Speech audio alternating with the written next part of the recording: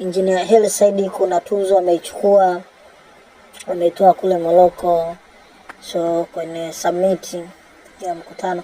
Hii yote inaonyesha kwamba Engineer Hersi Said ni kiongozi, tunasema kiongozi aliye bora, na anaonesha vitu kwa vitendo. Anahitaji kufahamu zaidi na zaidi, na anapenda kujifunza kila iitwapo leo, na anapenda kujitoa kwenye kila jambo. Hii inampa nguvu na inampa power ya kuweza kuonekana zaidi na zaidi kutokana na jitihada zake anazozifanya.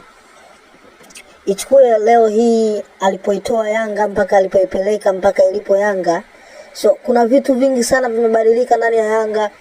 Ukiangalia timu inaendeshwa kisasa, kimuundo, kila kitu, vitu vingi sana vimebadilika ndani ya Yanga. Kwa sababu ni mtu mwenye usubutu na mwenye uelewa. Leo tunapomzungumzia ni rais wa ni mwenyekiti wa vilabu vyote barani Afrika.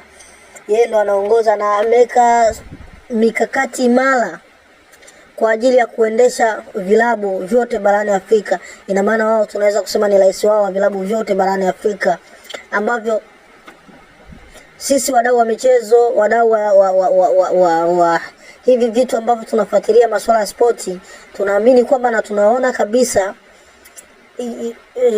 vilabu vya Afrika vipo ndani kwenye mikono salama chini ya Engineer Hersi Said akiwa kama mwenyekiti wao.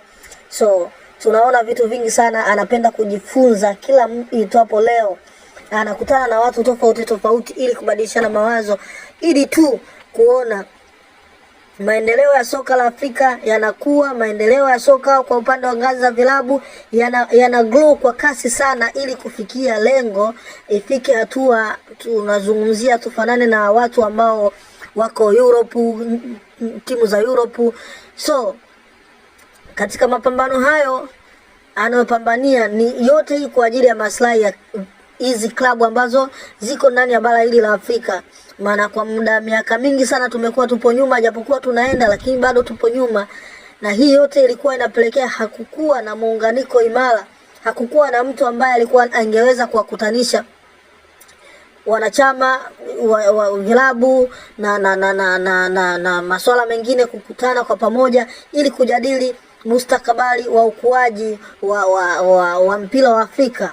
So ukizungumzia kafu inadili sana na mashindano yake, kafu inadili sana na timu za taifa, lakini unapozungumzia AFL, unapozungumzia chama cha vilabu, so unazungumzia sasa kina rais wake na kipo imara, rais na makamu wake wa rais wako imara kusimamia chama chao, ili tu vilabu viwe na nguvu, vilabu viwe na uchumi imara, ili kuendelea kustendi na kuwa bora zaidi na zaidi. So Engineer Hersi Said leo hii ametoa tuzo, na tunasifu kwa ubora wake, kwa upambanaji wake, na tuendelee kusapoti soka letu.